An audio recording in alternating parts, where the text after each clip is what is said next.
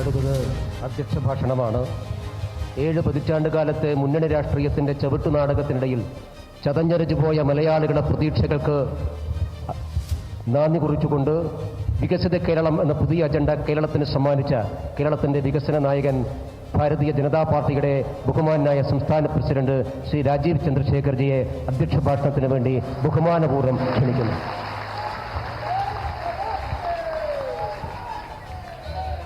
നമ്മുടെ എല്ലാവരുടെയും ഏറെ ബഹുമാനപ്പെട്ട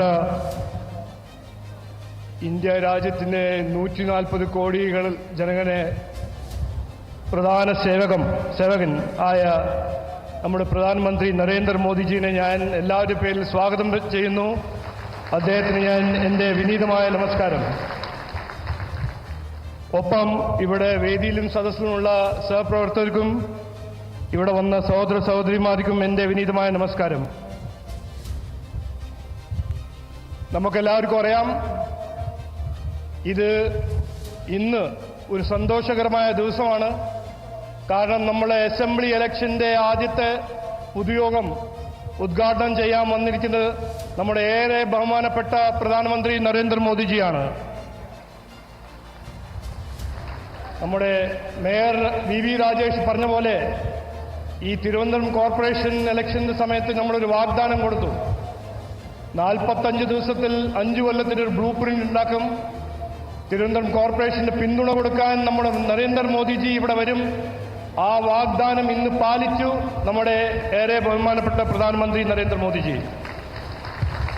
വരാൻ പോകുന്ന അസംബ്ലി ഇലക്ഷനെ കുറിച്ച് 2 വാക്ക് പറയാൻ ആഗ്രഹിക്കുന്നു. ഇത് നിർണായകമായ ഒരു ഇലക്ഷനാണ്.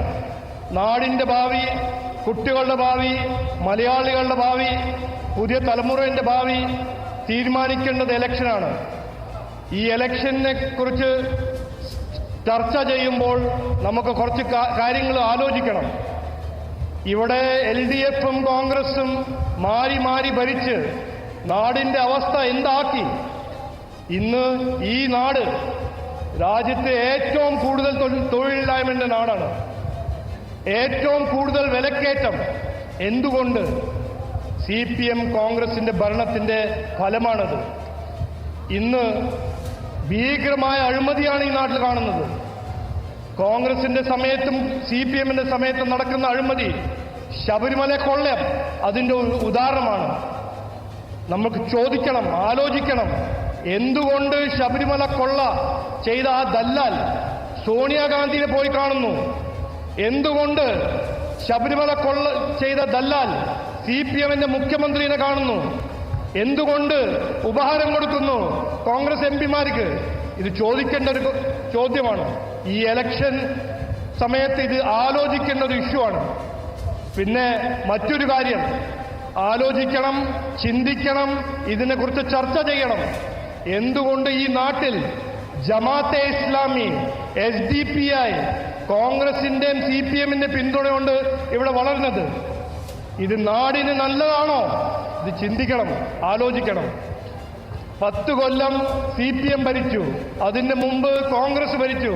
10 കൊല്ലം രാജ്യത്തിന് ഭരിച്ച കോൺഗ്രസ് പാർട്ടി നാടിനെ നശിപ്പിച്ചു, രാജ്യത്തിനെ നശിപ്പിച്ചു.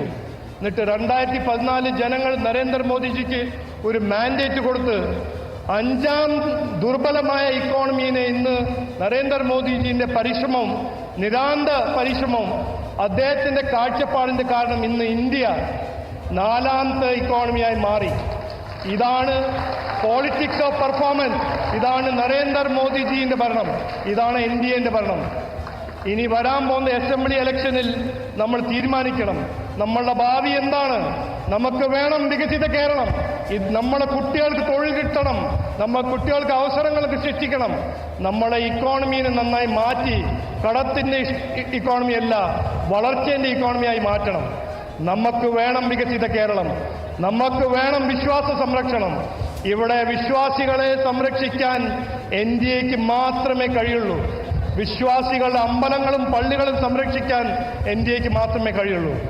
നമുക്ക് ഇവിടെ നമ്മുടെ നാട്ടിൽ ജമാഅത്തിന്റെ രാഷ്ട്രീയവും SDPIന്റെ രാഷ്ട്രീയവും അവർക്ക് പിന്തുണ കൊടുക്കുന്ന കോൺഗ്രസും മുസ്ലിം ലീഗിന്റെ CPMന്റെ രാഷ്ട്രീയം ഇനി ആവശ്യമില്ല. നമുക്ക് വേണ്ടത് ഒരു നല്ല ഭാവി, ഒരു പുതിയ ഭാവി, ഒരു വികസിത കേരളത്തിന്റെ ഭാവി. അതിനുവേണ്ടി ഈ ഇലക്ഷനിൽ NDA ജയിക്കും, NDAനെ ജനങ്ങൾ ജയിപ്പിക്കും, നമ്മളൊരു വികസിത കേരളം സൃഷ്ടിക്കും. അതാണ് ഞങ്ങളുടെ സങ്കല്പം. പറയൂ, നമുക്ക് വേണം വികസിത കേരളം, നമുക്ക് വേണം സുരക്ഷിത കേരളം, നമുക്ക് വേണം വിശ്വാസ സംരക്ഷണം. ഇത് പറഞ്ഞു വാക്ക് ചുരുക്കുന്നു. എല്ലാവർക്കും നമസ്കാരം, നന്ദി. ഭാരത് മാതാ കി, ഭാരത് മാതാ കി, ഭാരത് മാതാ കി.